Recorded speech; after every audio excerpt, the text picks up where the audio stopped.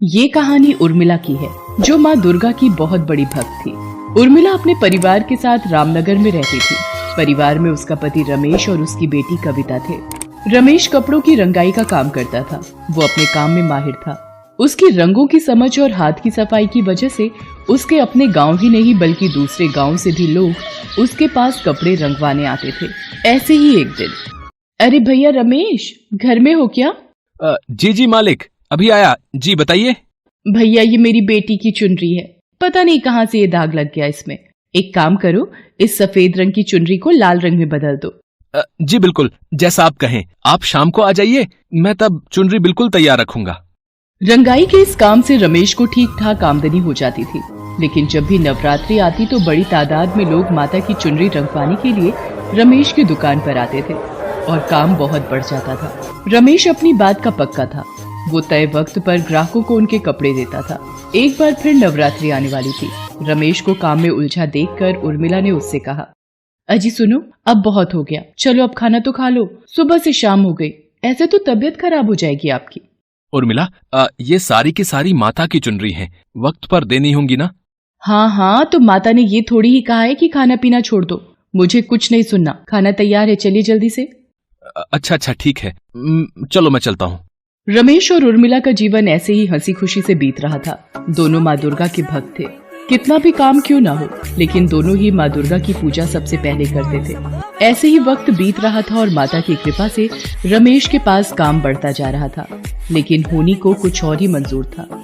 एक दिन जब रमेश बाजार से कुछ सामान खरीद कर लौट रहा था, तभी एक तेज रफ्तार ट्रक ने उसे कुचल दिया। हादसा बहुत भयानक था। रमेश की मौके पर ही मौत हो गई। इसके बाद तो जैसे उर्मिला की दुनिया ही उजड़ गई।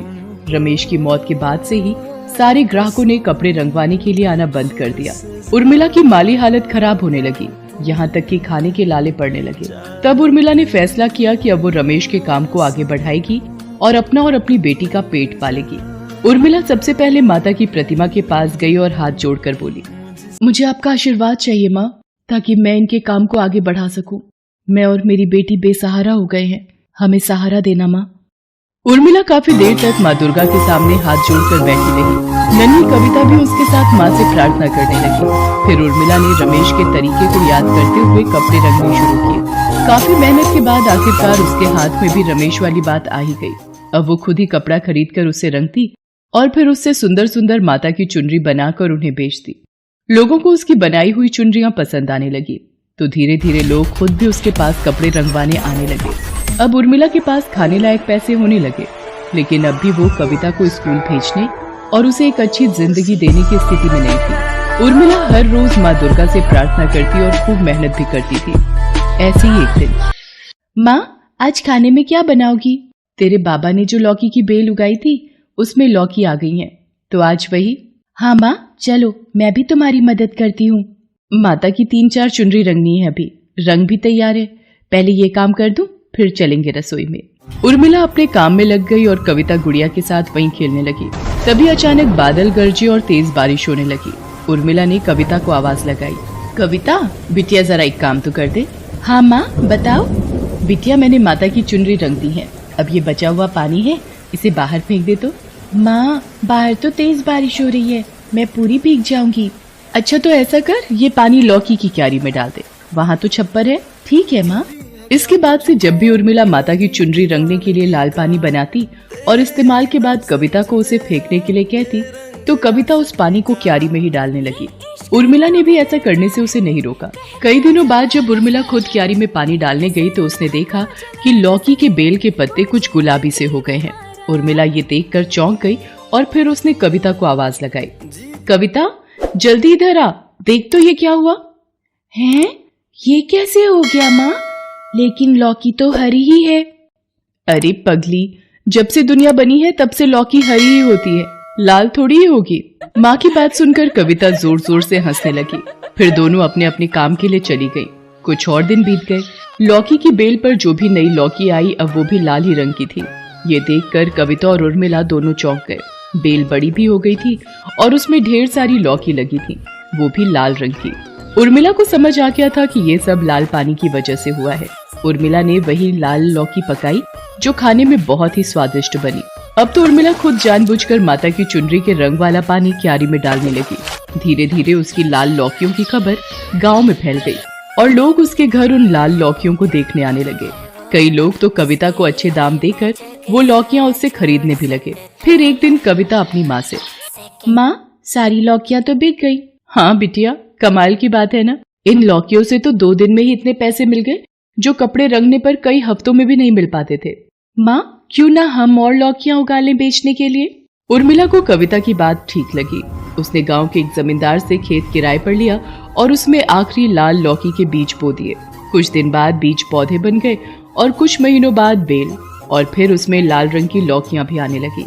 उर्मिला ने अब भी कपड़े रंगने का काम नहीं छोड़ा था। वो अब भी माता की चुनरी के लाल पानी को ही लौकियों की बेल पर डालती थी। पूरे गांव में अकेला उर्मिला का ही खेत था जिसमें लाल रंग की लौकी उगती थी। लोग दूर दूर से उर्मिला की लाल लौकियां खरीदने आने लगे, लेकिन जमीन के मालिक और गांव के जमींदार को ये बात पसंद नहीं आई। उसने अपने लठैत उर्मिला को डराने के लिए भेजे। उर्मिला सुन, आज से ये खेत जमींदार का है, भाग जा यहाँ से। भाग जाऊं? पर क्यों?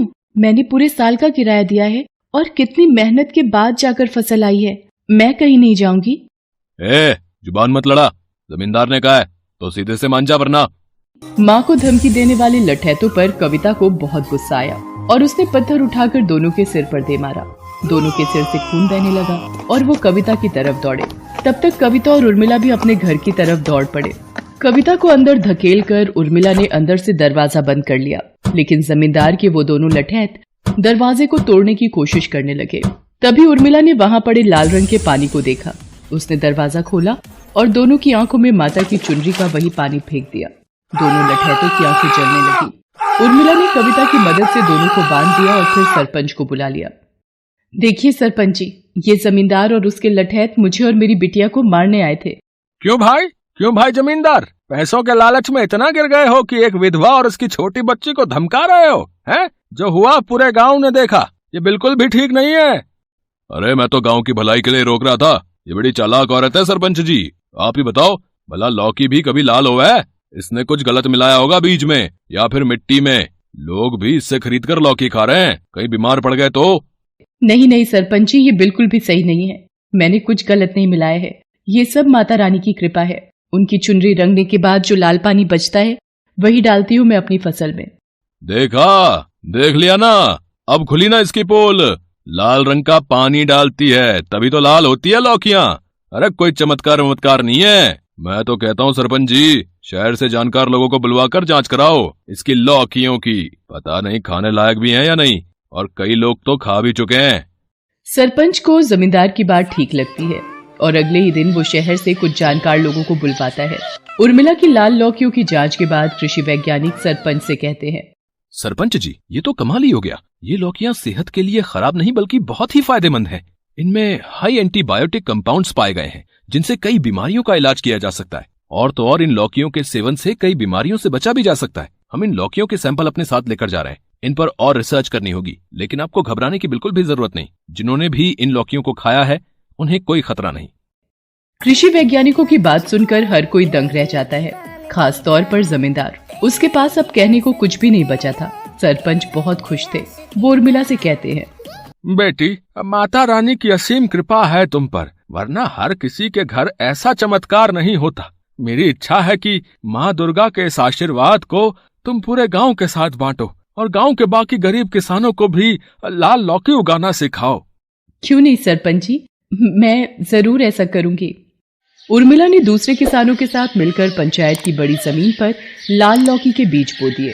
उर्मिला के पास माता की लाल चुनरियों के पहले से भी ज्यादा ऑर्डर आने लगे। उर्मिला और कविता के दिन भी बदल गए थे। पैसों की उन्हें अब कोई कमी नहीं थी। कविता अब एक अच्छे स्कूल में पढ़ती थी और उर्मिला अब पहले से भी ज्यादा मेहनत करती और माँ दुर्गा की भक्ति में लीन रहती।